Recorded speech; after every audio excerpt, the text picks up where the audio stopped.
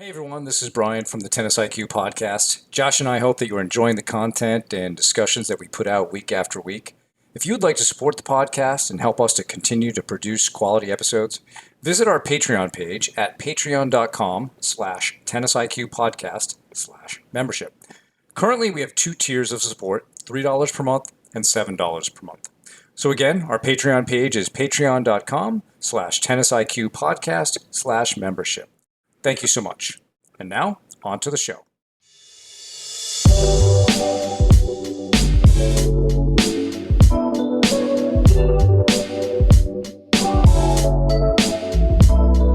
Hello and welcome to the Tennis IQ podcast. I'm Josh Berger. And I'm Brian Lomax. And today, Josh and I are going to discuss something, I guess, at least to kick off the conversation, a model of performance, a model of learning that's called the resonance performance model. And we'll describe this a little bit, but then really try to relate it to a more practical application for all of you, the listeners, players, coaches, etc. And I think that this is really a gateway to learning more about yourself, learning more about how to improve your own game, a gateway to increasing self-awareness and self-knowledge.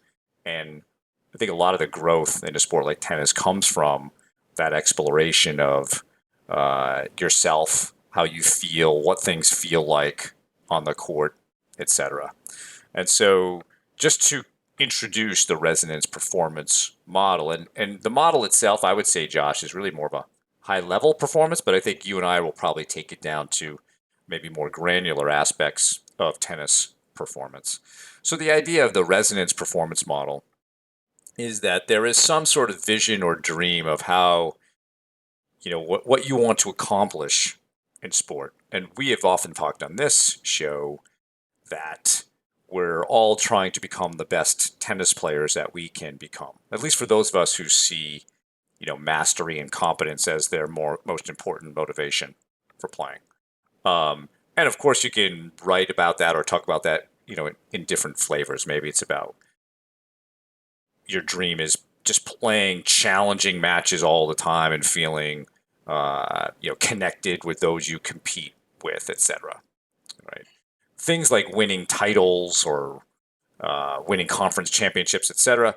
Those are, I think we often confuse those as our dreams, but they're really goals or milestones. The dream itself is this sort of hopefully significant feeling that you have. So something that helps give a lot of meaning to your tennis that you can connect with. And the idea of the model is to really describe that and feel that and know what that is, and try to enjoy that as much as possible. And so I've often taken this model down to, as I said earlier, a more granular level, looking at maybe different strokes and how to apply this idea of feeling and self-awareness to the learning of a particular skill in tennis. So, for example, an exercise I might do with a player would be, especially for a stroke that they're trying to learn something new on, is, describe for me or imagine for me what it would ideally feel like to hit this stroke exactly the way you'd want to. What kind of ball would you ideally like to create off of this? Is it a very heavy ball? Is it flat? Is a lot of pace? Where do you see this landing? What's the trajectory? And again, how are you feeling? What's your balance? What's your level of tension in your body, etc.? And just then try to turn that description into a feeling through visualization and imagery so that they can begin to practice that. And then when you're on the court, it's not so much about was something right or wrong. It's more about, hey, how did that feel? Tell me about that. Is there an analogy you could use for the swing or the technique that instead of focusing so much on racket take back, wrist angle, contact point, etc., that it's more about you associating with something that, like, maybe it's a baseball swing, maybe it's throwing a frisbee, something that you could then use. And so this becomes a way, I think, Josh, of bringing feel more into it. And I think there's a better, dialogue potentially between the coach and the player, and then they're both invested in this. Now we had a pretty good discussion about this before we began recording. So I'll just stop there just to get some of your preliminary thoughts on this, and relating it to some of the other things that you've read and that you've used in your practice.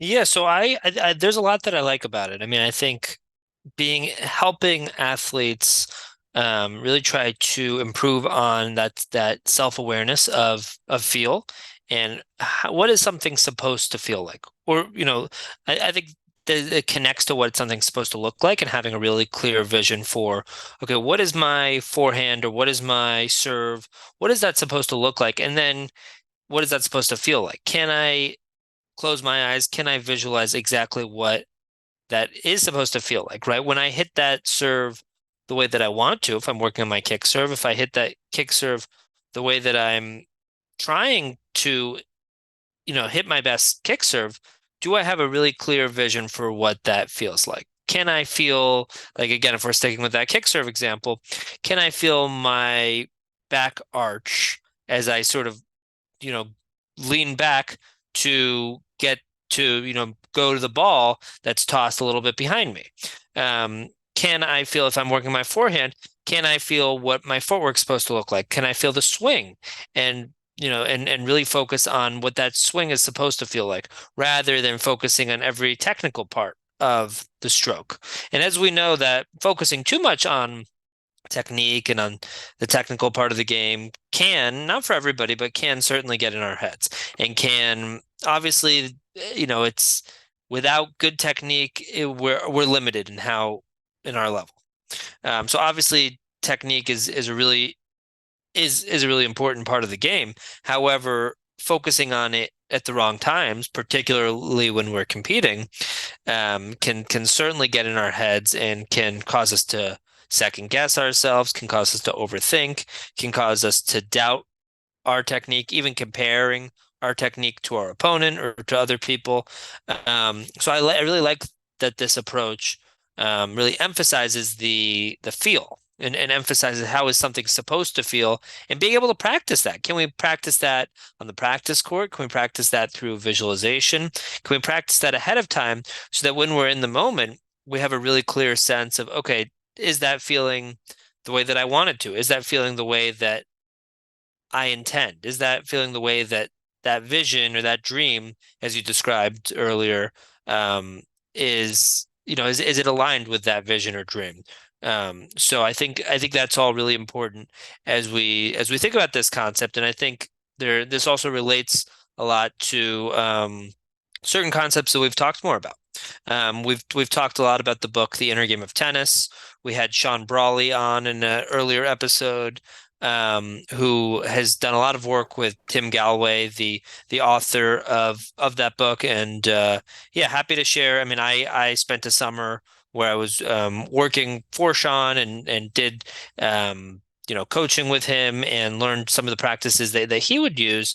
So I think there's definitely, and I'm happy to talk about some of this. Happy to, I think there's a lot of techniques that both he uses and Tim Gallwey has used, that relate a lot to the same idea.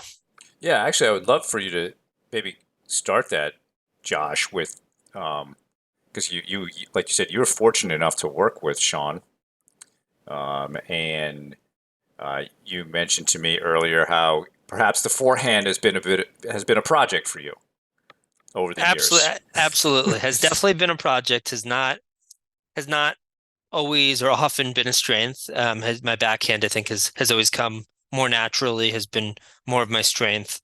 And I remember that summer, I think it was what was it? It was 2017, I believe. Yeah, it was 27. No, sorry, it was 2016. Summer of 20. No, it was 2015. It was 2015. That's what it was. It was right before my master's, actually. So the summer of 2015, I was working with Sean in Stamford, Connecticut, and we were talking about the forehand. And he said, let's get on court, let's hit some balls. And we did a really interesting exercise where we'd be rallying. I think we started with, he would just feed me some balls, and then that then we progressed to rallying. But before I'd even make contact with the ball, based on the feed, based on the shot that was being hit at me, he'd ask me to yell out a number, 1 through 10, based on sort of my confidence in my feel going into that shot.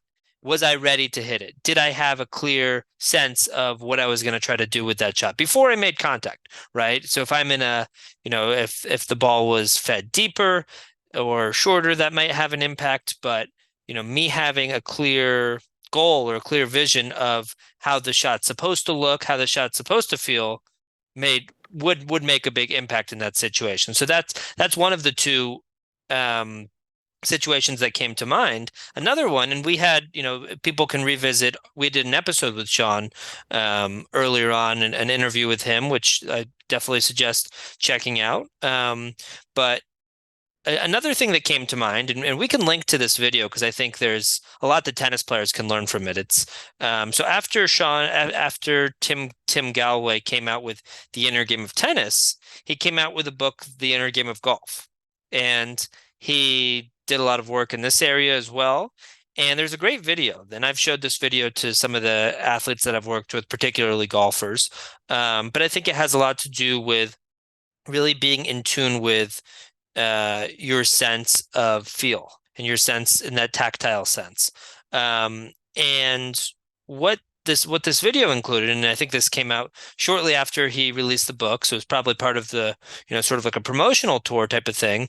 But he is talking to a woman who's golfing, who's putting.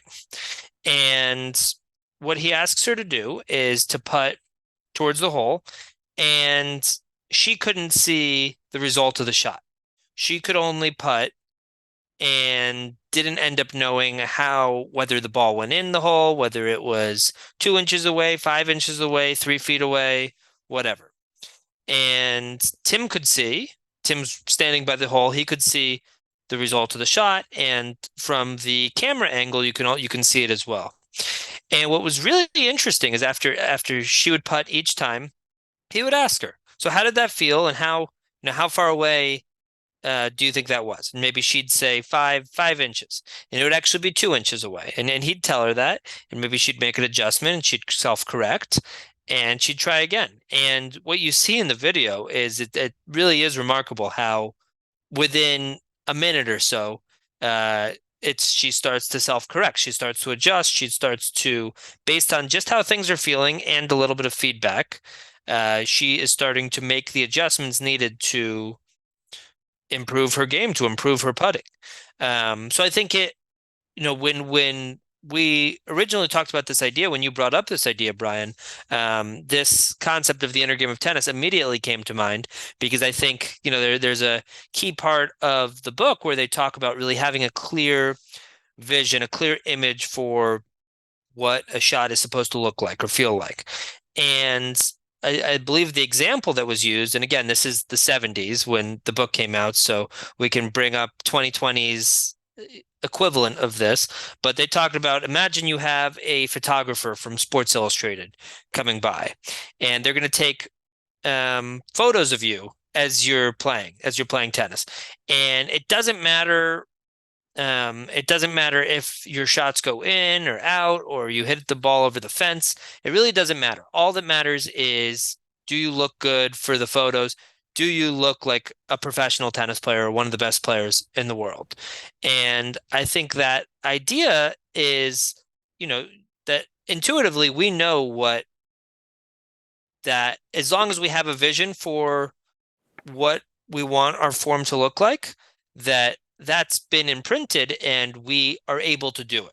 So focusing more on, okay, let's sort of copy that form, let's replicate it, rather than thinking about all of the different pieces of my technique and my elbow and my shoulder and my take back and my footwork and all of these different things that are obviously important, but can certainly cause us to overthink.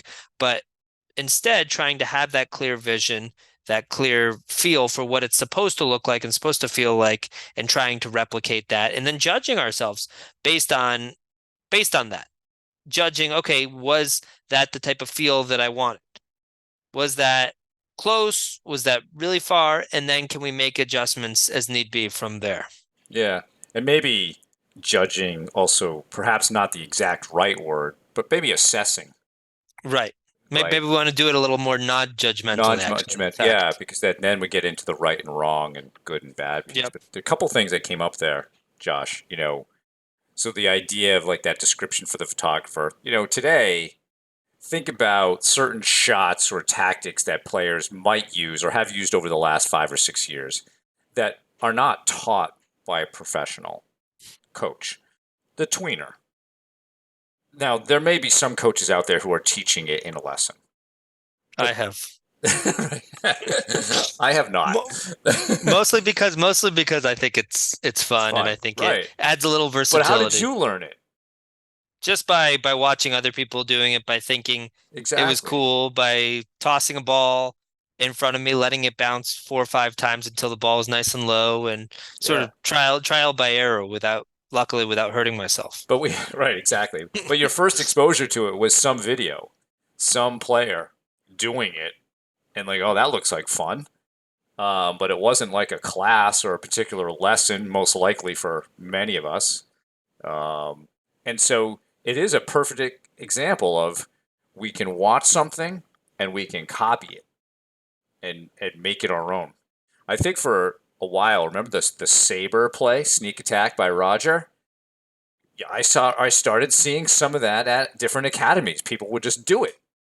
And no one was teaching that per se, or if they were, no one was listening. But they saw Roger Federer do it, and now it all of a sudden became kind of something to try.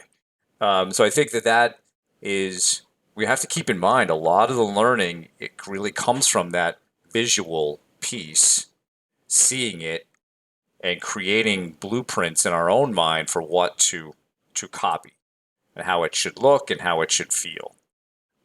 I think that the stuff that you talked about with Sean, and really what we're going over today overall is it's trying to promote more of an inside out approach to learning, meaning and the putter really is all about this, right? She was learning what it felt like to hit it 2 inches away. She was learning what it felt like to go in the hole or 5 inches. So the adjustment wasn't to the result, it was to how it felt, what was the contact like, what was the muscle tension like in her hands, etc. So that's the great part about the result of the putt being hidden from her. Then she can be told what it is. Now it's not her making, that was not a good putt or whatever. It's just, right, let me just change the feel of this a little bit. And then the inside part of that is once you are able to know what a successful putt or in tennis, a successful shot feels like, now you have something to repeat and replicate. Another approach that's a little bit more after the shot that Angelo Rossetti talked to us about in his episode with us was something that he called this 3-2-1 awareness drill.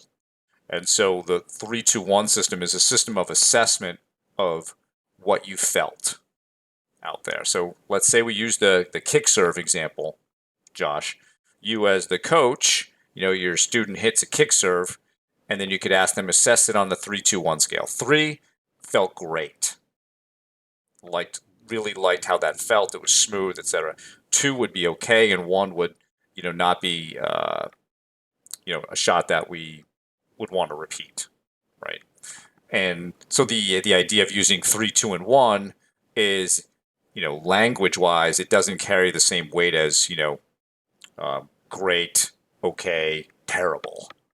It's just these numbers, so we can just label it with 3, 2, 1. And then the idea is, can you really be more self-aware of the threes and pay attention to that? So that you can begin to create a streak of threes by recreating the feeling in your body. And this gets a little bit back to the book With Winning in Mind by Lenny Basham, where the idea is to focus on your good shots. Study the good shots because the feel for creating the good shots, that's what you want to repeat. we all make mistakes, like we talked in our previous episode on, the value of good mistakes. Yeah, there's good information there, but we want to focus on the good shots. When we do something well, understand it so that we can have that inside out learning approach, right? We're learning it in our body so that the goal is to go to a place of almost unconscious proficiency. Like we unconsciously know how to do it. And when we're working in this process, we're consciously working on it. Maybe we not be good at it yet. But so we may be consciously incompetent, then we maybe go to consciously competent. But then as we learn it and overlearn it, then it just becomes a strength, it becomes a habit. We don't even have to think about it anymore. The feeling of how to do this is locked into our body. And I think that's a really valuable way to look at performance, whether it's with the stroke or just overall. Like you can now extrapolate that out to how to play a match. But I think starting off at this lower level can really help players build some of that self awareness in their game so they get it. Like, oh, yeah, this should be about feel. It shouldn't be about, and like you said, technique's important. But once you have the ability to make contact out in front and your racket faces at the right angle, kind of all the rest of the stuff isn't as important maybe as some people would make it out to be, and can be a barrier, right? But the more that you know, like what it feels like to hit these shots and what it feels like to compete, those are the things that you want to really focus on and prepare for each day and to try to create. Visualization and mindfulness and meditation are all great ways to help you promote more of that inner learning. But I have found, working with some players, Josh, that this has been very valuable to them in maybe even learning a stroke that's been a project for some time. And I think the other additional thing that goes into it that really helps is also learning to enjoy working on that particular stroke. Um, Having a more positive image of how that stroke can help you. And you want to work on it and take on the challenge. So those positive feelings actually, I think as the learning goes on in the body, the positive feelings strengthen, the signal to these new neural pathways. Actually helps lock it in more when you have more of these positive feelings going on towards what you're working on. Absolutely. No, absolutely. I think having that really clear vision leads to leads to that development becoming so much easier. And I think it can also shift the way that we view a shot, right? So if we go in excited to improve on this shot, and this has been our focus, I think when we have a shot that's a project, and I could use my forehand as an example here, and that's been, as we talked about earlier, a project for a long time. Um, when it's time to hit a forehand or it's time to hit that shot, oftentimes people are dreading it. Um, Rather than can we get to a point where we've visualized ourselves hitting it really well, we have that really clear sense for what that feel of that shot is supposed to be like. And when it's time to hit it, we can get to that point where we're excited by it. Maybe it's still the case that we don't have the same sort of success rate with it that we do with another shot, and that's okay. There's always going to be something that's, we don't want to be at a point where all of our shots are equally competent. We want to be at a point where obviously we have strengths, we have weaknesses, just like everybody does, just like the best players in the world do. But when it comes to that weakness or that project or, that particular shot, it's the type of thing where, we have a very clear goal. And then, we're able to get that feedback so much easier that way. I think without that, it can be it can be very easy to sort of stay still or get stuck with our progression. So I think having that really clear image of, okay, this is how it's supposed to feel. This is, really what it's going to look like, is important. And then I think that the next big thing is how do we take that from, that from sitting down in a chair or, you know, being able to do it at home and have, that really clear idea of what it's supposed to feel like to being able to really utilize it. I think there's could be a progression that can take place there as well, where maybe it starts off the court, then maybe it's a situation on the court where somebody's just hand feeding you a ball, and then maybe you're doing it in a practice point, and then you taking that to a match. So I think there's different ways to do it, but I think some sort of a progression like that could help really bring that skill to life, to bring it into a higher pressure situation. For sure. And I think, to help open yourself up to learning some of the basic skills that we've discussed many times can, are instrumental here. So working on your breathing to get your mind and body open to learning. So being more perceptive, being willing to solve problems, being less judgmental, um, active relaxation skills, um, being able to think and notice where tension is in your body, feeling free to shake out your arms and legs so that you can feel like your body can flow more, bringing more positive emotions and positive images about whatever you're working on so that you have some blueprints in your mind of what to do. And to me, I think that would be sort of the preparation that I would want everybody to have when they go to the court in order to try to really work on feel and self-awareness is do these little things prior so that your body and your mind are in a state where you can learn and be receptive to what's happening. The more positive we are, the more open we are to learning. The more that our breathing is in rhythm, we're in more mental coherence, the better we will be with learning. Um, and then just try. I would emphasize people just really trying this out. I think the if you're not working with a coach, the 3-2-1 awareness piece is very usable on your own. I really like the Sean Brawley exercise because it's really tuning you into how you're feeling, your confidence level, etc. I'm curious, Josh, if as the course, if you can even remember, it was a while ago, but over as the drill went along, what was your learning experience? Were you actually like increasing levels of intention and confidence just via being asked to do this? It definitely helped. It definitely did, and I think I think I noticed an improvement with my performance. I noticed I was maybe more ready or more confident to hit each shot, even more challenging ones. And I think I also started to become more aware of what are the situations where I start to get maybe more hesitant or cautious or fear missing on that side. Um, Maybe it's when the ball gets closer into my body or when it's at a certain height or whatever it is.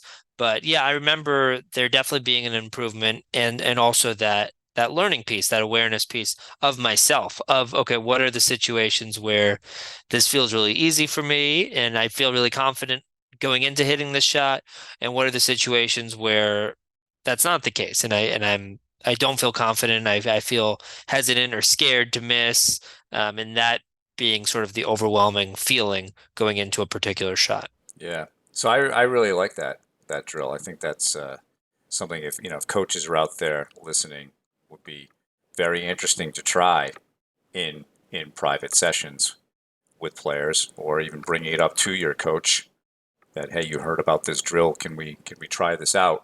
Because again, this is much more about learning this internally, that feeling, as opposed to judging everything based on the result of the shot. That's important, but it's also important to relate it back to how did this all feel in my body? Because very often in matches, you probably get this too, Josh. You get a player come to you and just say, "Well, my serve wasn't working today," or whatever. It could be any stroke, something, or I was tight, and pretty much the discussion ends. And a lot of that's because there's not much self awareness on how one needs to feel in order to perform well.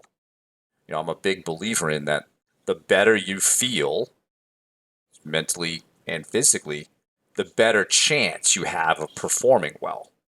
If you don't feel great out there and you're not performing well mentally or thinking well, it's going to be very difficult. But what are the typical adjustments players will make? They'll try to do technical changes, or they may do tactical changes, or completely shift their whole strategy. And sometimes that stuff works, but I would say the likelihood of those adjustments working are much lower than if you start to come back to how are my shots supposed to feel. Of course, if you've never worked on that field, then you don't know. But of course, you can go back to let me just breathe and slow things down. Let me work on some active relaxation. Let me create some positive images in my mind of what I want to do. Then at least you begin to get yourself back to a place of feeling good. And that's what I think this whole journey, a lot of it is about, Josh, is really locking in and understanding the feeling of great performance.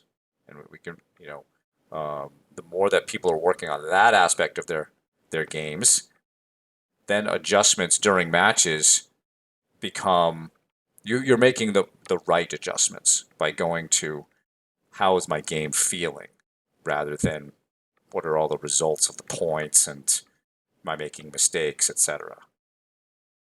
Totally, totally. I actually wanted to go back to something that you said earlier, right? If you talk to a player and ask them to assess a particular performance, and they say, "Yeah, my serve wasn't working," or "Yeah, I felt tight out there," and to me, I go back to, okay, so that thank you, that makes sense, but what did you try to do about it, Exactly. right? So if your serve wasn't working, what does that mean? Does that mean that you weren't making enough first serves? Does that mean that you were double faulting? Did you try to make adjustments there? If you weren't making enough first serves, did you maybe try to add more spin, take off a few miles per hour, give yourself a little bit more margin, a little more margin over the net, a little bit further away from the lines, so that hopefully you can increase that first serve percentage? I think one of the biggest differences between pros and everybody else is that first serve percentage, that it just tends to be so much higher. They tend to not rely on their second serve so much. If it's your second serve that's the issue, again, can you make more first serve so that you're not having to hit as many second serves? Can you make other adjustments? Can you add more spin to that second serve? Can you maybe adjust the risk level, whatever it is? But what did you try? Right? Were you trying to be a problem solver out there? Or if it's, I felt tight out there, and that's going to happen. I think everybody has probably experienced that to some degree. Um, what did you do? Did you try to focus on your breathing? Did I think progressive muscle relaxation is something that it can be very beneficial for athletes, for tennis players, because I think that is the type of thing that leads to more body awareness, and you start to feel, okay, maybe I'm holding tension or I'm holding tightness in a certain part of my body, and then I have a tool to release that. And I think we've talked about that a little bit here, but if people aren't familiar, that's sort of a process of tightening and tensing certain parts of your body and then loosening them. So generally we'll start with somebody's feet, and and you could even try this now. You could, scrunch your toes, really scrunch your toes and really hold that tension, bringing your toes closer to your heel, and really hold it, hold it, hold it, and then release it. And as you release that tension, feeling that part of your body and your body as a whole start to relax. And then doing that with your calf, and then your quad, and then your abs and your core, and then up to your, shoulders and back and chest, and then your neck, and then even your face, Your right? But arms. your arms, yeah, absolutely. But going through a process of, that tensioning and loosening, and starting to become more aware of where am I holding tension? And then if I'm feeling tense in a moment, in a key moment in a match, do I have that tool to loosen up that tension, to hopefully get rid of some of that tension? We had an interview, an episode with Jeff Greenwald, where we talked about some of this type of stuff and how he would work with players and have them um, try to become pretty aware of what it's like to play super, super, super loose, and then what it's like to play extremely tense, and have them practice intentionally playing each way at practice. And if one way is a 10, 10 being, as tense as possible, and one is a 0 or a 1 as loose as possible. During practice, can you play at a 10? Can you play at a 1? Can you find that 5? What does 7 look like? What does 3 look like? And then figuring out where do you play best and being able to bring out that 7 if that's where you feel like you play best, or bring out that 3, or maybe adjust as needed in a match and feel like you have the tools to do that as well. So I think it's important, just going back to your point, it's important to feel like you have the tools and then be able to tie that into that sort of clear image of what it's supposed to look and feel like, because it's generally not supposed to feel super, super tense. Your body's not supposed to feel super tense as you're playing. And I think for the vast, vast majority of people, they don't play their best that way. So if you notice that tension, that should be sort of a red flag. A alarm should be going off that, okay, something's wrong here. This doesn't feel right. And then taking it to that next level, do I feel capable of adjusting that tension, adjusting the way that I'm feeling in the moment? And the first step is really noticing, being aware. Yep. Because if you're not aware of the tension, then you don't know the adjustment to make. Good point about Jeff Greenwald. Actually, there's since you do work with some golfers, Josh, there's two women, Pia Nielsen and Lynn Marriott. They run a business called Vision 54 in Arizona, and they talk a lot about experimenting with, like you just said, looseness and tension, playing really fast, playing really slow in other areas, right? To really explore the extremes so that you know what they feel like, and then you find the right balance for you. We've often talked about that with respect to intensity and overall arousal, that it's different for all of us. And so I think that's one real key here, is that we can't necessarily tell you exactly how you need to feel, because then we would be projecting that onto you. You need to figure that out for yourself. And again, that's where the true learning is through the experience of it. It's taking information from a coach, from a sports psychology professional, and then experimenting with it, learning how it feels for you and making it work for yourself. That's the experiential learning that leads to true knowledge, true self-knowledge, true awareness. And I think that's really kind of the beauty of what we've talked about today, taking this resonance performance model, but turning it into feel and flow and the inner game of tennis, and all about as a probably a more effective model of learning the game. Absolutely, absolutely. And I think, when it comes to flow, I know we've referenced that a little bit here. We actually did an episode on that. So if people are interested in that topic, definitely worth checking out. But I think most people can think back to a situation where they felt like they were in flow. Maybe multiple situations.